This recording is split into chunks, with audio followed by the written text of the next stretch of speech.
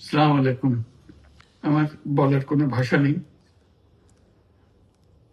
কিভাবে শুরু করব সেটাও বুঝতে পারছি না। আমার মতো সারা দেশের লোক আজকে হতবাক। এরকম একটা কাণ্ড হতে পারে আমরা কেউ কল্পনা করিনি, কারো ধারণার মধ্যে ছিল না। কিন্তু এই অবিশ্বাস্য জিনিস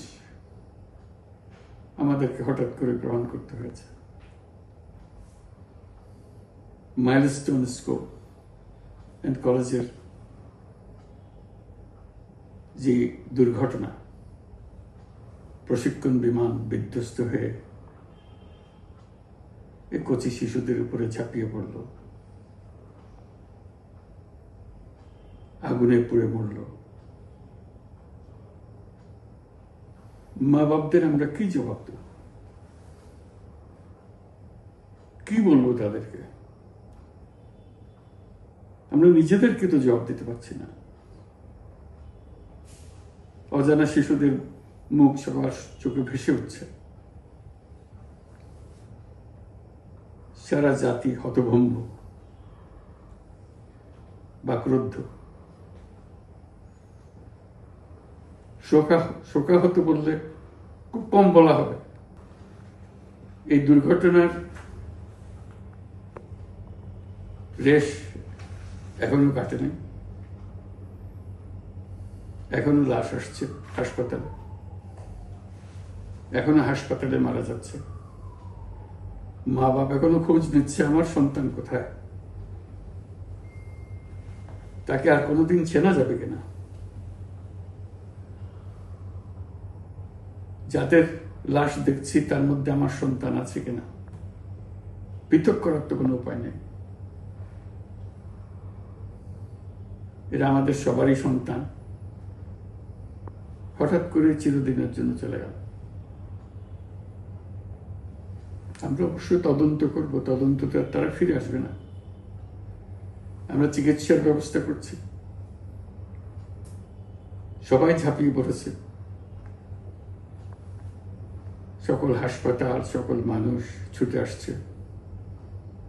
আমরা সবার কাছে অনুরোধ করছি, হাসপাতালে ভিড় করবেন না, কারণ যারা আহত তাদের জন্য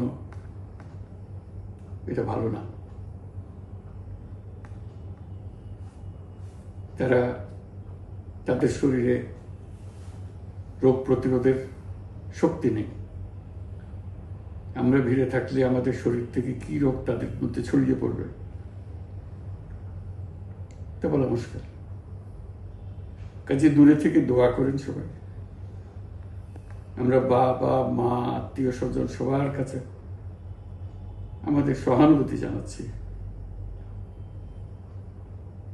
বাংলাদেশের যত সন্তান আছে সবাই আপনাদের সন্তান। আমরা নিজেদের মনকে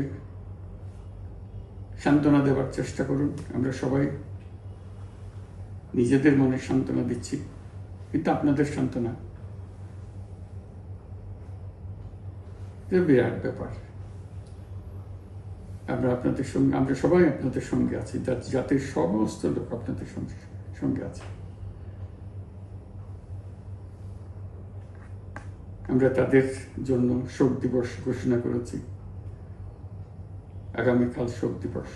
আমরা সবাই মিলে তাদের কথা স্মরণ করব, তাদের আত্মার শান্তি কামনা করব। আজকে থেকে সবাই তাদের আত্মার জন্য, তাদের রুহের জন্য মাগফিরাত কামনা করব। আল্লাহ আপনাদেরকে শান্তি দিন। আমাদের জাতির সবাইকে, যারা এই দুর্ঘটনায় বিধ্বস্ত, সবাইকে আল্লাহ শান্তি দেন। তাদের জন্য দেশবাসী সবাই আমরা দোয়া করছি। আল্লাহ এই শিশুদের জান্নাতবাসী করে। খুদা হাফেজ।